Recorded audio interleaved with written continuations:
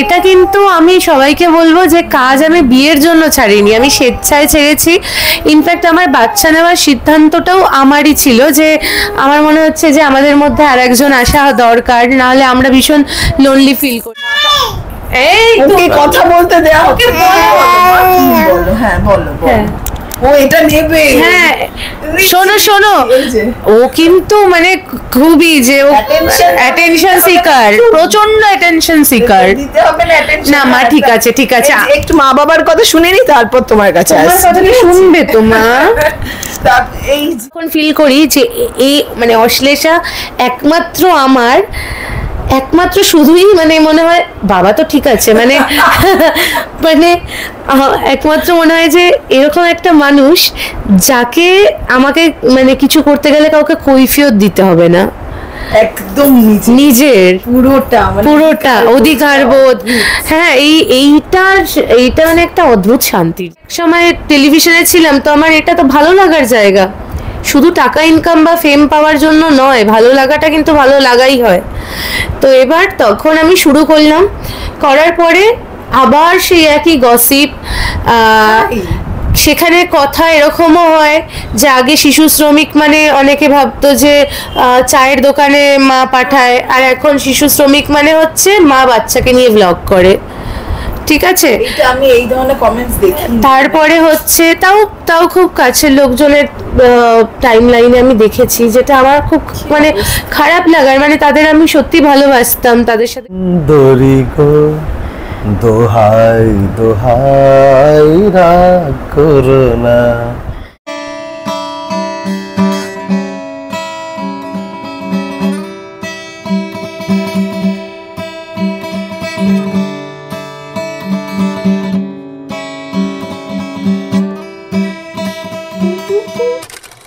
এই মুহূর্তে আমি যে পরিবারের কাছে এসেছি তারা মানে আমাকে পরিচয় করানোর দরকারই নেই, কারণ সেই পরিবারের সবচেয়ে ক্ষুদে সদস্য আসলে স্টার। আপনারা লাবণীকে চেনেন অভিনয়ের মাধ্যমে, কিন্তু এখন মায়ের থেকেও বড় স্টার হয়ে গেছেন মেয়ে অশ্লেষা, এবং অবশ্যই দাদা রয়েছেন। তিনজনকে নিয়ে আজকে আড্ডায় কলকাতায় এসেছে। আপনারা সকলেই ব্যাস ইন্ট্রোডাকশন দিয়ে দিয়েছে, এই যে আমি আছি। ক্যামেরার দিকে এগোতে হবে না মাম্মা, ক্যামেরার দিকে এগোতে হবে না। মায়ের মানে একদম মানে আগে তুমি বল একটু মানে হ্যাঁ মানে ওই আর কি না, আমাকে ক্যামেরা দেখিয়ে দিয়েছে মানে আমাকে ক্যামেরাতে মুখটা তো দেখাতে হবে, তো সামনে না গেলে কি করে আমার ক্লোজ আপটা আসবে। হ্যাঁ তো ওই আর কি মাম্মা কি ব্যাস ঝুনঝুনি নিয়ে চললো। এবার আমরা দাদার সঙ্গে কথা বলবো, কিন্তু ফার্স্টে লাবণী যেটা বলছিলাম যে অভিনয় দিয়ে শুরু, তারপরে সংসার করা, অনেক কিছু মানিয়ে গুছিয়ে নিয়ে তারপর এখন আর একটা নতুন রূপে আসা, এই যে এতগুলো বদল, সেটা জীবনের এতগুলো মা হওয়া, নিজের আরো একটা পরিচিতি তৈরি করা, কি বলবে মানে কেমন লাগছে? প্রথমেই তো আমার প্রচন্ডই মানে আমার স্বপ্ন ছিল আমি অভিনেত্রী হব, হতে পেরেছি সবার আশীর্বাদে। কিন্তু তারপরে যখন ডিসাইড করলাম মানে বরাবরই না আমি চাইতাম আমি সংসার করব, আমার মনে মনে একটা ব্যাপার ছিল যে আমি সংসার করব, বিয়ে করব, একটা ভালো মানুষ হবে আমার সাথে, মানে এটা আমি এনজয় করব। তো এবার আমার বর কিন্তু বিয়ের পরে আমাকে কখনো বলেনি যে তোমার কাজটা ছাড়তে হবে, আর যার জন্যই আমি ওকে বিয়ে করেছিলাম। কারণ যদি আমাকে ও কোনোদিনও বলে ফেলতো যে না কাজ না ছাড়লে বিয়ে করতে পারবো না, তাহলে আমি হয়তো বিয়েটা করতাম না। কিন্তু আমি স্বেচ্ছায় ছেড়েছি। এটা কিন্তু আমি সবাইকে বলবো যে কাজ আমি বিয়ের জন্য ছাড়িনি, আমি স্বেচ্ছায় ছেড়েছি। ইনফ্যাক্ট আমার বাচ্চা নেওয়ার সিদ্ধান্তটাও আমারই ছিল, যে আমার মনে হচ্ছে যে আমাদের মধ্যে আর একজন আসা দরকার, নাহলে আমরা ভীষণ লোনলি ফিল করছি। আর ও যেখানে থাকতো সেখানে ওর সাথে থাকতে গেলে আমি সত্যিই কাজ করতে পারতাম না, কারণ যখন আমি ওকে ছেড়ে কলকাতায় এসে কাজ করতাম তখন আমি ওকে মিস করতাম, আবার ওখানে গিয়ে যখন থাকতাম তখন আমি কাজকে মিস করতাম। তখন আমি ভাবলাম যে এই দুটো ব্যালেন্স করতে গেলে আমার সঙ্গে আর একজন মানুষ দরকার যাকে নিয়ে আমি সবটা ভুলে থাকতে পারবো। তো আমি যার জন্য আমার সিদ্ধান্ত যে না আমাদের মধ্যে আর একজন মানুষের আসা দরকার। তারপরে তো মা হলাম, মা হওয়ার পরে ফিলিংসটা তো নতুন করে মানে কিভাবে বলবো জানি না, মানে মা হয়েছি যখন তখন মনে হচ্ছে পৃথিবীর সব থেকে মানে সুখী মনে হয় আমি, টাচুট কারণ হচ্ছে কাজ, সংসার, সমস্ত সম্পর্ক, তার ঊর্ধ্বে গিয়ে মা আর বাচ্চার বন্ডিং, এটার মাঝে মনে হয় আর কিছু নেই পৃথিবীতে। সব থেকে চরম সত্য এটাই মনে হয়। ঠিক ঠিক ঠিক।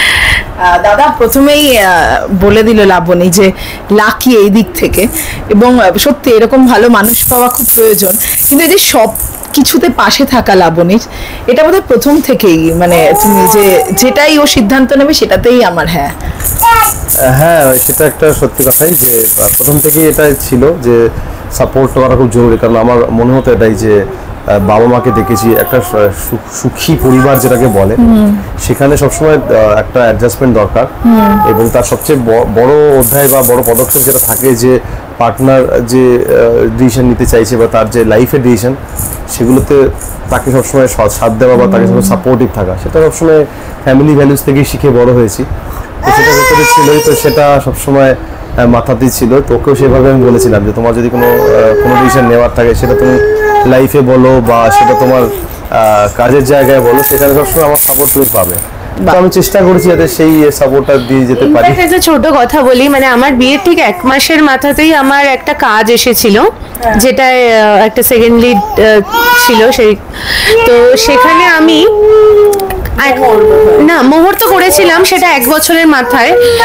তখন আমি বলেছিলাম যে চলো আমি এই কাজটা করতে চাই। তো বলেছিল হ্যাঁ তুমি করো। কিন্তু ওর বাড়ি বা আমার বাড়ি সবাই বলছিল যে তোমরা তো নিজেদেরকে চিনতেই পারলে না, কারণ আমার আর ওর বিয়ের আগের পরিচিতি মাত্র 3 মাস। আর দেখা লাভ ম্যারেজ তো আমাদের অ্যাকচুয়ালি লাভ ম্যারেজ ঠিক নয়, আবার অ্যারেঞ্জ ম্যারেজও ঠিক নয়। আমি ওকে ফেসবুক থেকে দেখে পছন্দ, মানে ফ্রেন্ড রিকোয়েস্ট পাঠিয়েছি। আচ্ছা, ফার্স্টে লাবণী পাঠিয়েছে। আমি পাঠিয়েছি। আমার ওকে দেখে খুব ইন্টারেস্টিং লাগলো, দিয়ে ওকে আমি একটা ফ্রেন্ড রিকোয়েস্ট পাঠালাম ফেসবুকে। তারপরে সেটা অ্যাকসেপ্ট করে হাইটা ও লিখে পাঠালো। হ্যাঁ, আর একটা মজার কথা শুনবে, আমাদের এই কনভারসেশন শুরু হয়েছিল 19th অগস্ট। ঠিক 4 বছর বাদে 19th অগস্টেই আমার মেয়ে হয়েছে। আরে বাহ, মানে এটা কি আমি জানি না, বাট 19th অগস্ট আমাদের মধ্যে কথা শুরু হলো। ও হাই লিখে পাঠালো, তার 7 দিন বাদে ও বলছে, এমন কথা বলছে, আমি ভাবছি ছেলেটা তো মনে হচ্ছে ফ্লার্ট করছে। আচ্ছা আমার বাড়ি থেকে না সম্বন্ধ দেখা হচ্ছে, আমি না আপনার সাথে বেশি কথা বলতে পারবো না। বলুন এগোন, বিয়ের কথা বলুন। হ্যাঁ, তখন হবে না। তো ও বললো যে আপনার যদি সমস্যা না থাকে তাহলে আমার মাকে বলি আপনার বাড়ির সাথে কথা বলতে। তো 30th অগস্ট ওর মা আমার বাড়িতে ফোন করে। মানে 15-20 দিনের মধ্যেই, তখন দেখাও হয়নি একবার? না, দেখাও হয়নি। তারপরে হচ্ছে ওর পরের মাসেই ওর কোভিড হয়ে গেল, 2020 কথা বলছি। তো সেপ্টেম্বর মাসে ওর কোভিড হলো, যার জন্য আমার সাথে দেখা করতে আসতে পারলো না। সেপ্টেম্বরে আসার কথা ছিল, দেখতে আসার কথা। সেই জায়গায় পিছিয়ে ওটা অক্টোবর হলো, পুজোর দশমীর একদিন পরেও আমায় দেখতে এলো।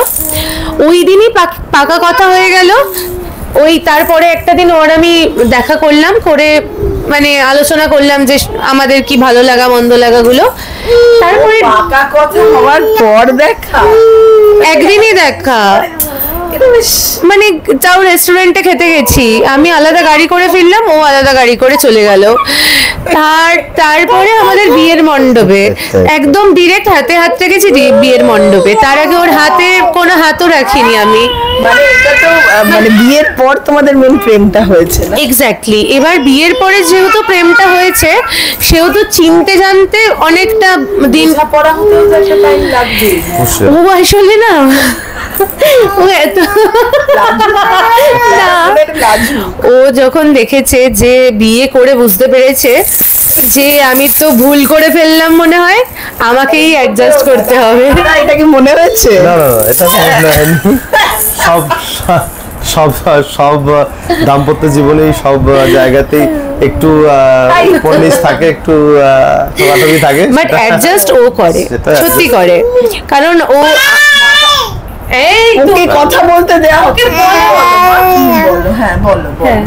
ও এটা নেবে। হ্যাঁ শোনো শোনো, এই যে। ও কিন্তু মানে খুবই যে ও Attention. অ্যাটেনশন সিকার, প্রচন্ড অ্যাটেনশন সিকার। দিতে হবে না attention। না, মা, ঠিক আছে, ঠিক আছে। একটু মা বাবার কথা শুনে নি, তারপর তোমার কাছে তোমার আসছি। কথা কি শুনবে তো মা? এই যে মা, আমার যেটা মনে হলো দেখে যে দাদার মাথাটা ঠান্ডা বোধহয়। হ্যাঁ, একজন গরম একজন ঠান্ডা, তাই তো? সেটা বলতে পারেন। আমি প্রচন্ড মাথা গরম হয়ে যায় আমার। রে দাদা কিভাবে মাথা ঠান্ডা করার উপায় কি? লাবণী? মাথা ঠান্ডা করার উপায় হচ্ছে যখন ও রেগে যায় তখন আমি একটু চুপ থাকি, শুনে নি, তারপর মাথাটা ঠান্ডা হলে তখন ওকে আমি বোঝাই যে না না না, তারপরেই আমার একটা গিফট চাই।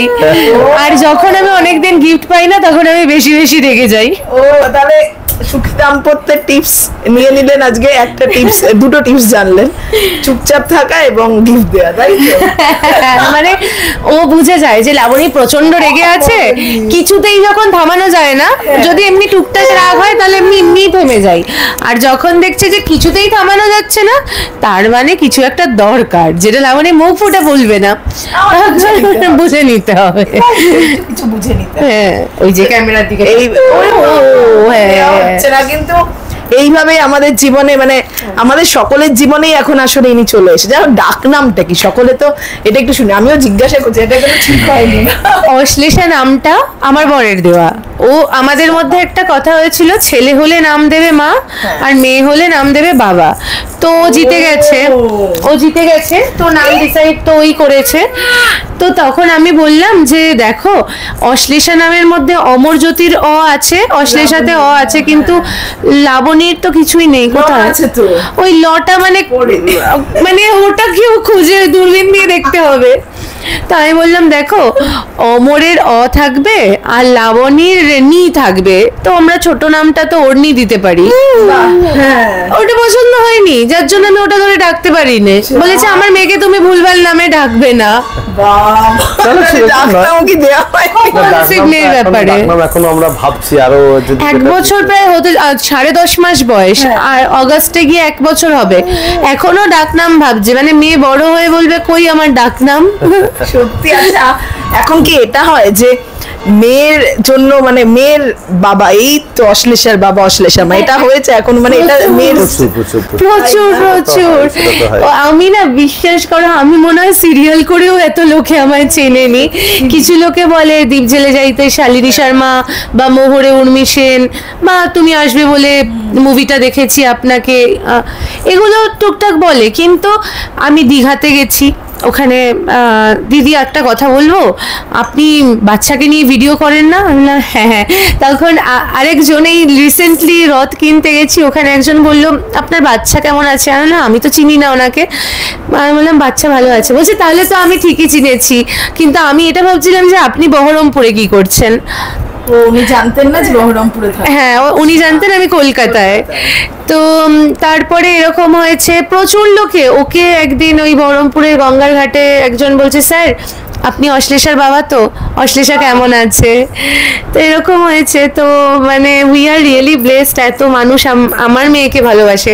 আমার ভালোবাসাটা আর ম্যাটার করে না, মনে হয় যে ও যাতে সবার ভালোবাসা পেয়ে বড় হয়। না না, এটা অবশ্যই, মানে লাবণীও তো ভালোবাসা, না হলে তো আমরা এইভাবে অশ্লেষাকে পেতামই না দেখতে। ঘুমিয়ে পড়েছে আর একজন এত খেলাধুলা করে। না, অনেক চেষ্টা করলো কথা বলার, কিন্তু কেউ ওকে কথা বলতে দিল না, যার কে জন্য বেশি কথা বলে দাদা, মা না মেয়ে, কি মনে হয় এখন?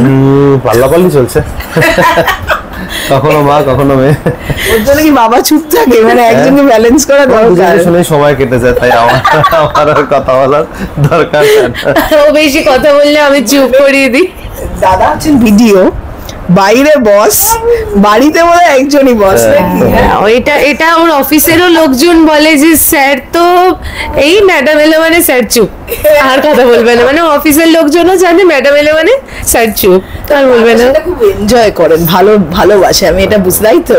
একদম একদম। আচ্ছা, প্রথম যখন লাবণী বিয়ে, মানে আপনি যখন বিয়ের কথা, মানে তুমি যখন বিয়ের কথা বললে দাদা, হয় না যে অভিনয় জগৎ একদম দুটো আলাদা জায়গার, সেখানকার জীবনযাত্রা, সেটা নিয়ে কোনো কিছু মাথায় আসেনি বোধহয়, যেহেতু বিয়ে সংসার কোনো কিছু মাথায়, মানে মেয়েটাকে ভালো লেগেছিল, যেমন হোক আমি সেইভাবেই অ্যাকসেপ্ট করবো, এরকমই। তুমি একটু জিজ্ঞেস করো না যে কি দেখে ভালো লেগেছিল, সেটা আমাকে আজও বলেনি। কি কথা? এটা এখনো বলেনি। শুনি। হ্যাঁ মানে এই বিষয়টা ওরকম নয়, ভালো লাগা আমার আমার মনে হয় ভালো লাগাটা তো আভ্যন্তরীণ ব্যাপার, ওটা মানে ওইরকম আমরা যেহেতু প্রথমেই একে অপরকে সামনের থেকে সেভাবে দেখিনি, ফোনে এবং হোয়াটসঅ্যাপের মাধ্যমে ফেসবুকের মাধ্যমেই পরিচয়, তো একটা কি বলবো একটা ইমেজ তৈরি হয়, তো সেটা ভালো লেগেছিল যে কথা বলতে ভালো লাগছে বা একটা যে স্ট্রেট ফরওয়ার্ড আমার মনে হয় প্লাস হচ্ছে জেলিং ভালো হয়েছিল, আমি মনের কথা বলতে পারতাম। আর তুমি কি দেখতে আমাকে যেটা বলেছিলে সেটা একটু বলো, যে আমি আপনার বলো একটু।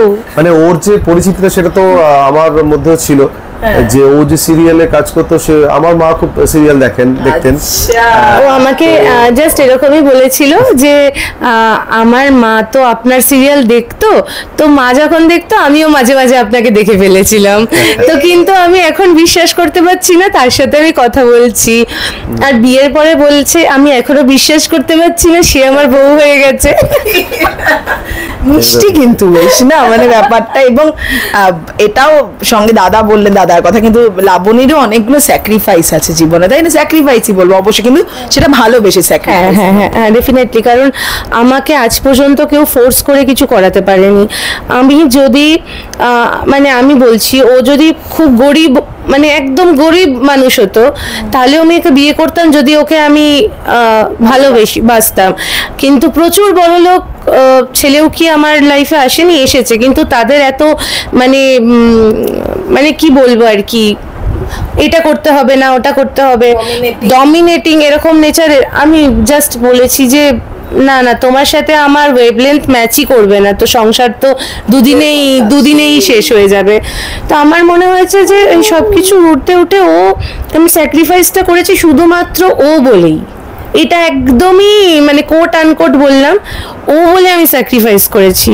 আমি ওকে সব কিছু মানে চিৎকার করে ঝগড়া করে কিছু চেয়ে মানে সব কিছুতেই আমি টাচউড স্যাটিসফ্যাকশন পাই ওর কাছে। এইটা বড় পাওয়া এই সময়ে, যেখানে সম্পর্কে এত ভাঙন, তাই না? মানে এতটা ভালোবাসায় থাকা। তবে দাদা বোধহয় মুখে খুব একটা প্রকাশ করেন না কিছু, একটু চাপ না, এটা ও খুব চাপা, আর মাঝে মাঝে আমি ওটার জন্য ইরিটেট হয়ে যাই। আমি বলি যে এই যে বউদের সবাই এত লোকের সামনে এত ইয়ে করে, ও কিন্তু সবটাই আমার জন্য করে, কিন্তু সেটা কখনো শো অফ করে না। কিন্তু আমি যেহেতু দেখো লাইমলাইটে থাকলে মানুষের একটুখানি ইচ্ছা হয়, মানে আমি যেহেতু ছিলাম তো আমি একটু অ্যাটেনশন সিকারও হয়ে গেছি ওইসবের সাথে থেকে, তো আমি সবসময় চাই লোকের মধ্যেও আমাকে অ্যাটেনশন দিক, ওই জিনিসটাও পারে না, যার জন্য আমি আরো রেগে যাই ওর উপরে। কিন্তু সেটা তুমি বোঝো যে মানুষটা এরকম, তো এক্সপ্রেস করতে পারে না, সবাই তো এক্সপ্রেসিভ হয় না। সেটা তুমি বোঝো যে মানুষটা এরকমই, কিন্তু আমার ভালোবাসে। হ্যাঁ না, আমার প্রচন্ড ভালোবাসে, একটু আধটু না প্রচন্ড ভালোবাসে। মানে আমি যদি মুখ থেকে কোনোদিনও বলেছি আমার এটা লাগবে বা আমার এটা ভালো লাগছে না, আমি এটা যাব, ওর সাধ্য মতো চেষ্টা করেছে, মানে বলছি না যে ও দিয়েইছে, কিন্তু সাধ্য মতো চেষ্টা করেছে। আচ্ছা দাদা, লাবণী কতটা ভালোবাসে এই যে বললো এত সুন্দর? হ্যাঁ মানে ওই যেটা বললো সেই রেস ধরেই বলি যে আমি তো খুব একটা এক্সপ্রেসিভ নই, তাই ভালোবাসে কতটা সেটা কতটা এক্সপ্রেস করতে পারবো যায় না, কিন্তু আমি ওর কয়েকটা দিক বলবো যে ও খুব স্ট্রেট ফরওয়ার্ড, মন খুব পরিষ্কার, যেটা আমার ভালো লেগেছিল প্রথম থেকেই। তো ও হয়তো রাগারাগি করে দিল, কিন্তু আমি এটা টের পাই যে ভেতর থেকে ও হয়তো কেয়ার বা আমার প্রতি কোনো একটা লাভ আউট অফ লাভই করছে, সেই জন্য আমিও ওর প্রতি যদি এগিয়ে যাই বা আমার ভেতরে খারাপ লাগে সেটাকে আমি পুষে রাখতে পারি না, তো সেটাই হয়তো একটা ঝগড়ার সময়সীমা জানো কত? আমি 5 বছর বিয়ে হলো, তো ওকে জিজ্ঞেস করো একবারও আমি অলমোস্ট 5 বছর, তো ওকে জিজ্ঞেস করো যে আমি ওকে ছেড়ে একদিনও বাপের বাড়ি গেছি কিনা রাগ করে। না, সেটা হয়নি। আমি ওর আর আমার ঝগড়া ম্যাক্সিমাম 2 ঘন্টা, খুব বেশি হলে 4-5 ঘন্টা 6 ঘন্টা। থামাইটাকে মানে দাদা তো চুপি থাকে আসলে, যখন ও থামায় না তখন গিয়ে আমি ওকে পোক করি, কি হলোটা কি, আমি তো একটা মানুষ, আমি ঘরে এরকম কি চলেই যাবো আজকে, আমি থাকবোই না। তখন বাড়িতে ফুল ড্রামা চলে, টেলিভিশন করে করে একদম বাড়িতে তখন টেলিভিশন চলছে। কিন্তু মেয়ে আসার পর জীবন কতটা বদলালো দুজনের, বা হয় না, অনেকগুলোই ভালো, মানে একটা হয় যে নিজেদের জন্য সময়টা কমে যায় দুজনের একে অপরের জন্য, সেটা ভালো লাগারও। কিন্তু তবু কি কি বদল এলো মানে মা হিসেবে? দুটোই একটু যদি শুনি লাবণী। সব থেকে বড় বদল এসেছে আমার ঘুমে। আগে খারাপটা বলি, তারপরে ভালোগুলো বলবো।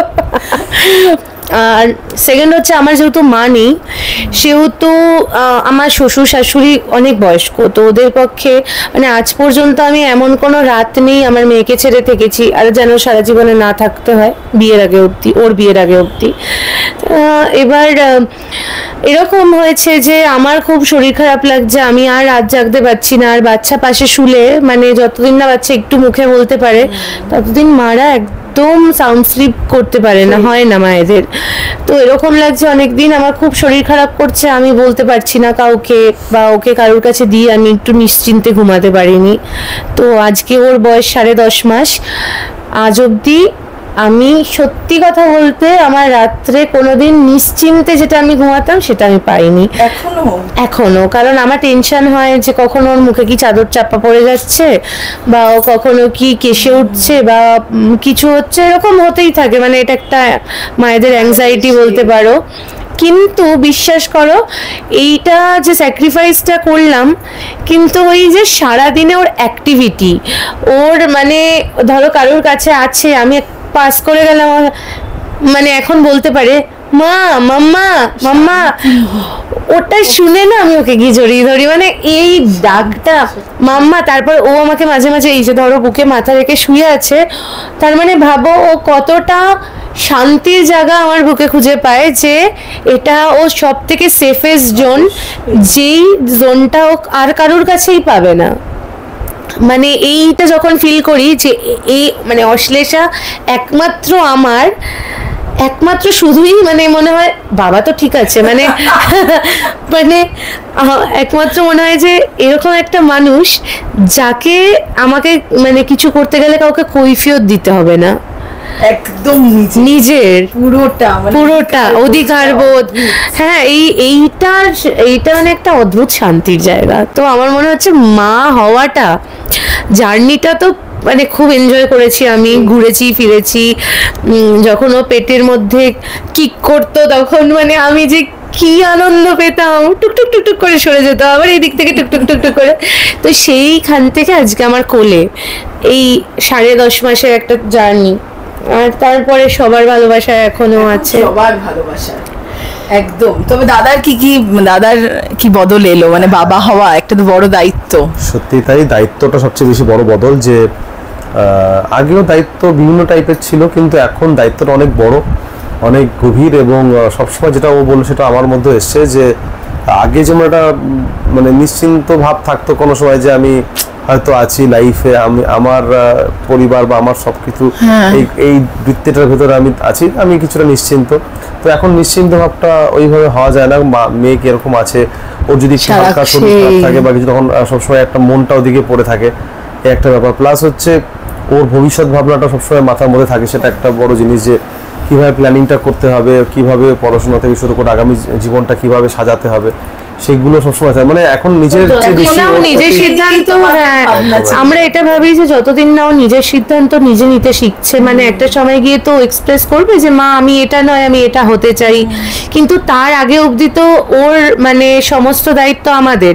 তো সেই শুরুটা আমরা ঠিকঠাক করে শুরু করতে পারবো তো, মানে ওর নাচের প্রতি বা আঁকার প্রতি বা অ্যাক্টিং এর প্রতি বা পড়াশোনা, যে কোনো একটা, কোনটার প্রতি ওর প্রথম থেকে ঝোঁক, সেটা আমাদের প্রথমে তো খুঁজে বার করতে হবে, তারপর তো গিয়েও নিজেকে নিজে এক্সপ্লোর করবে। তো সেইটা মনে হয় মা বাবার সব থেকে বড় দায়িত্ব। এক ঝটকায় লাবণী অনেকটা বড় হয়ে গেছে, মানে আমার চেয়েও ছোট লাবণী, তাই জন্যই মনে হয় এক ঝটকায় এখনই একটু আগে বলছে বিয়ে দিয়ে দেবো মেয়ের, অনেক দেরি, মনে বলছে এই মেয়েকে আমি বিয়ে দিয়ে অন্য কারো কাছে, এখনই নাকি আমি আমার শাশুড়ি যেদিন ও হলো, অনেস্টলি বলছি আমার শাশুড়ি খুব সরল, আমার শাশুড়ি এসে আমাকে শুধু একটাই কথা বললো, যে কেন বলো তো নাতি হলে একটু শান্তি হয়, যে নিজের বাড়িতে থাকবে, এই নাতনিকে এত আদর করে মানুষ করে অন্যের হাতে তুলে দিতে তো খুব কষ্ট হবে বলো, আমরা হয়তো ততদিন বেঁচে থাকবো না, কিন্তু তোমাদের খুব কষ্ট হবে। তো ওই জন্যই আমার নাতনি হলো, তো নাতি হলে মনে হয় যে তোমাদের জন্য মানে দেখার কেউ থাকতো, আমি শান্তি করে মানে হয় না একটা বয়স্ক মানুষরা যেরকম বলে যে আমি মানে ভাববো যে তোমাদের দেখার একটা মানুষ থাকলো লাস্ট বয়সে। মেয়ে তো পরের বাড়ি চলে যাবে, তোমাদেরকে দেখবে। ঠিক দেখবে, এখন মেয়েরাও দেখে এবং অশ্লেষাও দেখবে, এখন তো ঘুমু করছে। তো আমিও তো একমাত্র মেয়ে আমার।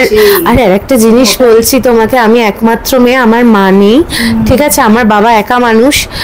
যদি জামাই ভালো হয়, লাইক মাই হাজবেন্ড, মানে আমার বাবার ওষুধ যদি কখনো ফুরিয়ে যায়, আমার হাজবেন্ড জিজ্ঞেস করে যে বাবা তোমার ওষুধ আছে তো, আমি পাঠিয়ে দিচ্ছি। তো আমার বাবাকে ওষুধ কিনে আমার বর পাঠিয়ে দেয়, আমি কিন্তু মাথায় থাকে না আমার বাবা ফ্রিলি, বাবার কি ওষুধ লাগবে না লাগবে বাবার কাছে তো টাকা দেওয়া থাকে, বাবার নিজেরও টাকা থাকে।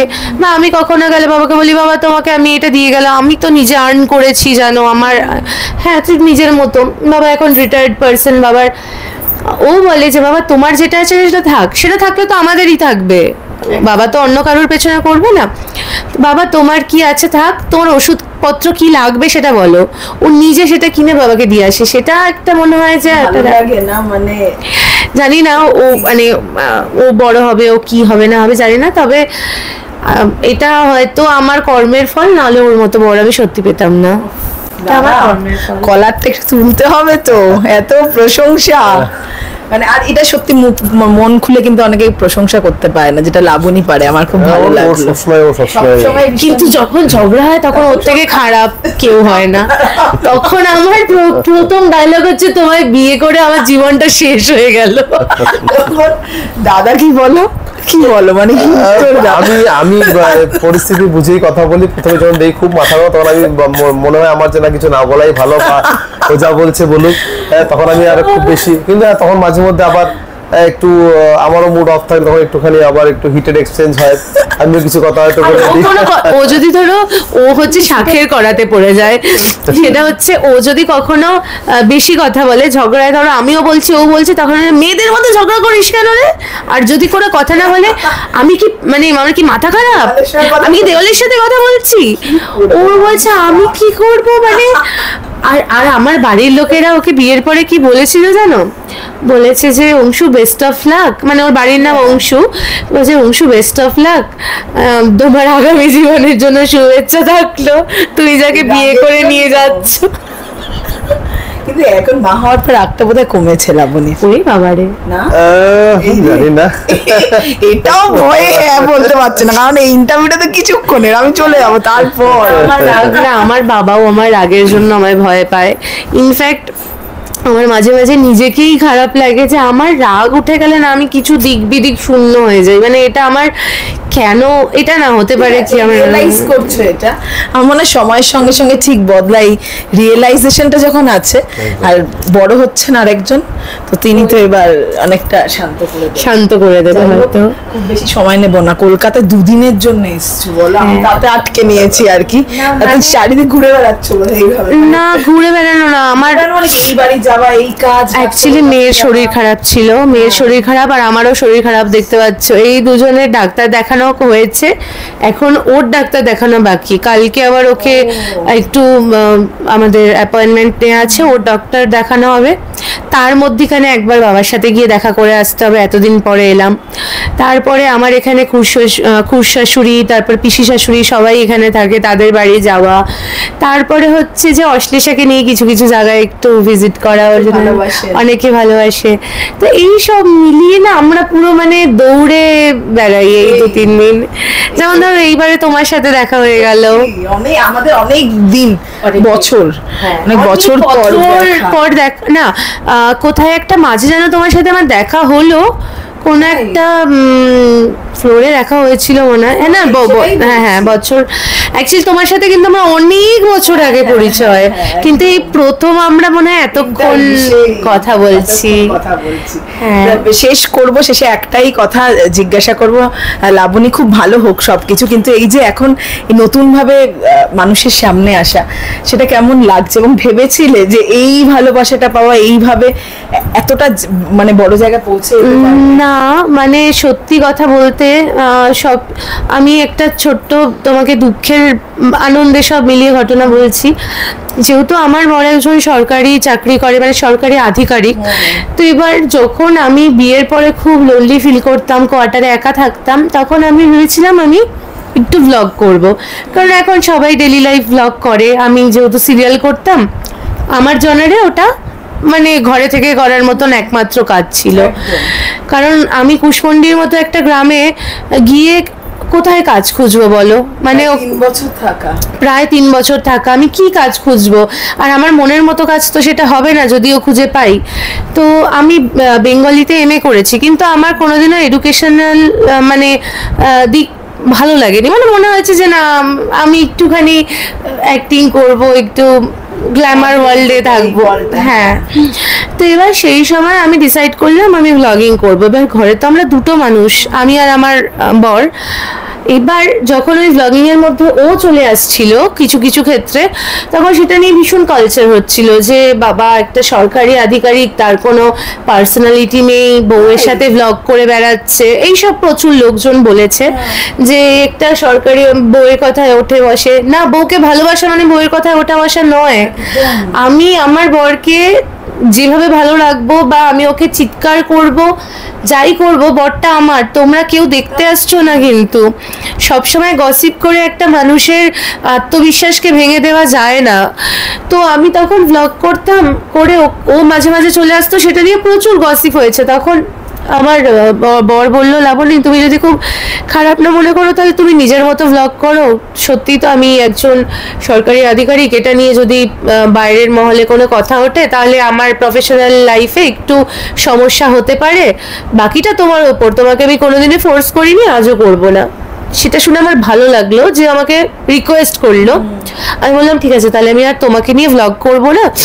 সেখানেও আমার ভালোবাসা, আমি ভালো লাগা স্যাক্রিফাইস করলাম। তারপর যখন আমার মেয়ে এলো, তখন আমি একদম বদ্ধপরিকর ছিলাম যে আমি একটু ব্লগ করব, কারণ নাহলে তো বাঁচতে পারবো না। সব মেয়েরই তো একটা ভালো লাগা থাকে যে আমি ওকে নিয়ে ওর ভিডিও করব, ওর সমস্ত মুহূর্ত তুলে রাখবো। আমি তো এক সময় টেলিভিশনে ছিলাম, তো আমার এটা তো ভালো লাগার জায়গা, শুধু টাকা ইনকাম বা ফেম পাওয়ার জন্য নয়, ভালো লাগাটা কিন্তু ভালো লাগাই হয়। তো এবার তখন আমি শুরু করলাম, করার পরে আবার সেই একই গসিপ। সেখানে কথা এরকমও হয় যে আগে শিশু শ্রমিক মানে অনেকে ভাবতো যে চায়ের দোকানে মা পাঠায়, আর এখন শিশু শ্রমিক মানে হচ্ছে মা বাচ্চাকে নিয়ে ব্লগ করে। ঠিক আছে, আমি এই ধরনের কমেন্টস দেখি। তারপরে হচ্ছে তাও খুব কাছের লোকজনের টাইম লাইনে আমি দেখেছি, যেটা আমার খুব মানে খারাপ লাগার, মানে তাদের আমি সত্যি ভালোবাসতাম তাদের সাথে, কিন্তু সে আমাকে হয়তো জানি না ইনডাইরেক্টলি বলেছে, কারণ আমিও তো ভ্লগ করি, তা আমার গায়ে লাগারই কথা। তো এবার কিছু লোক আবার এরকম বলেছে যে হ্যাঁ, বাচ্চা ঘুমিয়ে পড়লেও তো ফোর্সফুলি তাকে দিয়ে ভিডিও করানো হয়। আমার বাচ্চা কি সেই বাচ্চা যে আমি ঘুম থেকে উঠে ও নিজের অ্যাক্টিভিটি দেখলে তো? আমি তো দেখলাম সোজা মিশুকে ও ক্যামেরা ভালোবেসে ও করে ছোট থেকে। এবার ওই জন্য মানুষ, মানে কি বলবো জানো তো, এই যে এত মানুষ অশ্লেষাকে ভালোবাসা দিয়েছে, তার মধ্যে আমার কাছের মানুষ কিছুজন ভালোবাসা দিয়েছে, কিছুজন কিন্তু দেয়নি। কিন্তু কাছের মানুষেরাই মনে হয় আঘাত দেয় আর বিট্রে করে। তো ওই জন্য আমি বলবো কি বলতো, এখন ওকে নিয়ে আমি যেটা করছি, আমি কোনো দিকে কর্ণপাত না করেই করছি। আমি নিজের ভালোবাসাটা, ভালো লাগাটাকে খুঁজে পেয়েছি ওর মধ্যে দিয়ে। তো বাকি লাইফটা যদি ওকে নিয়ে কাটিয়ে দিই, তার মধ্যে যদি কখনো আবার সিরিয়াল শুটিং এর অফার আসে, ডেফিনেটলি, তবে ওকে ছেড়ে নয়। ও যতদিন না আমাকে, ওর যতদিন আমাকে প্রয়োজন, ততদিন পর্যন্ত ওকে আমি আমার কাছেই রাখবো। যেদিন ও বুঝবে যে না, মাকে আমার এখন সবসময় প্রয়োজন হচ্ছে না, মা তুমি কাজ করতে পারো, বা মা গেলেও ওর কষ্ট হচ্ছে না, সেই দিন থেকে আমি আবার ফুল ফ্লেজেড কাজ শুরু করব। ফার্স্ট প্রায়োরিটি ওই আমার বাচ্চা, এবং আর কারোর কথা ভাবার দরকারই নেই, কারণ ভালোবাসার সংখ্যাটা অনেক বেশি, তাই ওগুলোকে উপেক্ষা করে যাওয়াই ভালো। শেষ করব, থ্যাংক ইউ দুজনকেই দাদা সময় দেওয়ার জন্য, এত ব্যস্ততার মধ্যে দূরে এলে না। আমিও সত্যি এত বৃষ্টির মধ্যে সময় দেওয়াটা বড় কথা না, কি বলো, তোমার সাথে তো পরিচিতি ছিলই, কিন্তু তুমি বৃষ্টির মধ্যে অশ্লেষার টানেই তো এসেছো বলো। এইটা ওকে আমি সত্যি না হলে হয়তো আমাদের এটাও আমি মানি সেটা যে অশ্লেষার টানেই তুমি এসেছো। আমার টানে যদি আসতে তাহলে তো আমরা অনেক আগেই বসতে পারতাম। তো সুতরাং মেয়েকে ভালোবেসে যে তুমি এত দূর এসেছো, এর থেকে ভালো লাগা আমার কাছে বেশি হতে পারে না। ভালো মানুষও আর খুব ভালো, সত্যি আমাদের ভালোবাসা পাক সব সময়। শেষ করব, তবে শেষে আজ দাদাকে দিয়ে শেষ করব। লাবণীর ওই অভিজ্ঞতা আছে, সকলে ভালোবাসুন বলে, ভালো তো বাসবেনই দাদা। দর্শকদের কিছু বলতে হবে না, লাবণীকে একটা ভালোবাসার কথা বলে শেষ করো। একটা ভালোবেসে গান শোনাও, এই রে। সুন্দরী গোটা শোনাও, যেটা আমি ভুলে যাই। ঠিক আছে, দু লাইন তাহলে শুনিয়ে শেষ করি, সেটাই ভালোবাসার কথা হয়ে যাবে। সুন্দরী গো দোহাই দোহাই রাগ করো না, আজ নিশীথে কাছে থাকো, না বলো না সুন্দরী গো, দোহাই দোহাই মান করো না। ব্যাস, রাগ বলে যায় না, সুন্দর গান। গানেই প্রেমে পড়েছিলাম। কারণ 19 আগস্টের পরের দিন তো আমার জন্মদিন ছিল, 21 আগস্ট। তো সেদিন আমায় প্রথম ফোন করে গানই শুনিয়েছিল। যাই হোক, গানে থাকো তোমরা, ভালোবাসায় থাকো, আর আপনারাও একটু ভালোবাসাই দিন। ভালোবাসা দিতে কিন্তু মানে দিলে কিন্তু কোনো ক্ষতি হয় না। আপনারাও ভালো থাকবেন, অনেকেই ভালোবাসেন, আরও ভালোবাসুন। Thank you so much. Labani, শেষে কিছু বলবে? বহু মানুষের ভালোবাসা এবং আমি সবাইকে অনেক অনেক অনেক ধন্যবাদ জানাচ্ছি যে আমার মেয়েকে আপনারা এত ভালোবাসেন। যারা বড়রা আছেন আমার প্রণাম, আর ছোটদের আমার অনেক ভালোবাসা। আপনারা সবাই ভীষণ সুস্থ থাকুন। আর অশ্লেষা এখন ঘুমিয়ে পড়েছে, অশ্লেষাকে ভালোবাসায় রাখুন। আর কিছু বলার নেই, আপনারা আশীর্বাদ করলেই অশ্লেষা বড় হতে পারবে। ব্যাস, থ্যাংক ইউ। Thank you.